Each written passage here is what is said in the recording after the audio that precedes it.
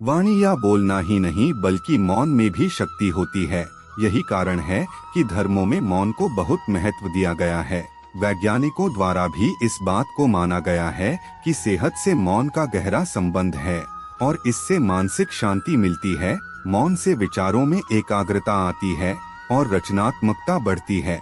इसलिए जितने भी साधु संत या तपस्वी हुए, सब ने मौन रहकर और ध्यान लगाकर ही संसार के ज्ञानों को प्राप्त किया।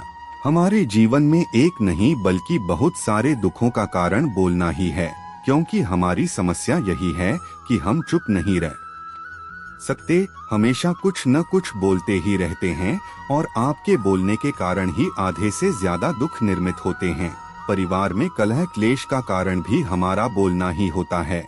आप जितनी भूख उतना भोजन खाते हैं, जितनी जरूरत उतना कार्य करते हैं, लेकिन क्या आपने इस बारे में कभी सोचा है कि आप कितना बोलते हैं? क्या आप उतना ही बोलते हैं जितनी आवश्यकता है या अनावश्यक ही सारे दिन बोलते हैं?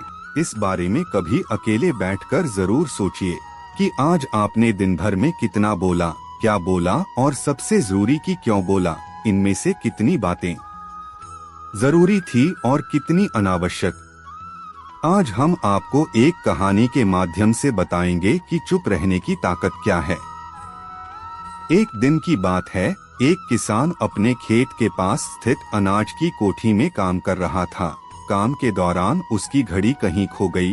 वह घड़ी उसके पिता द्वारा उसे उपहार में दी गई थी, इस कारण उससे उसका भावनात्मक लगाव था।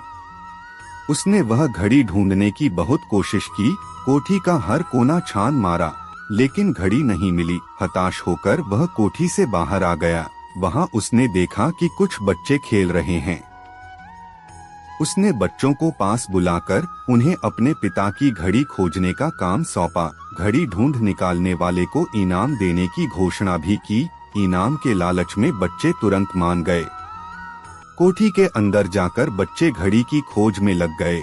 इधर उधर यहाँ वहाँ हर जगह खोजने पर भी घड़ी नहीं मिल पाई। बच्चे थक गए और उन्होंने हार मान ली। किसान ने अब घड़ी मिलने की आस खो दी। बच्चों के जाने के बाद वह कोठी में उदास बैठा था। तभी एक बच्चा वापस आया और किसान से बोला कि वह एक बार फिर से घड़ी ढूंढने की कोशिश करना चाहता था। किसान ने हामी भर दी। वह बच्चा शांत मन से खड़ा होकर कुछ सोचने लगा और उसी समय लड़के को घड़ी की टिक टिक की आवाज सुनने लगी और बच्चे ने वह घड़ी जाकर किसान को दे दी। किसान सोचने लगा और बच्चे से पूछा कि जब सब बच्चे ढूंढ नहीं पाए यह घड़ी, तो आप कैसे ढूंढ कर ले आए? बच्चे ने जवाब दिया कि मैंने अपना मन और दिमाग शांत कर ढूंढने की कोशिश की तो मुझे मिल गई। हमें इस कहानी से यह शिक्षा मिलती है कि हमें शांति से हर काम करना चाहिए।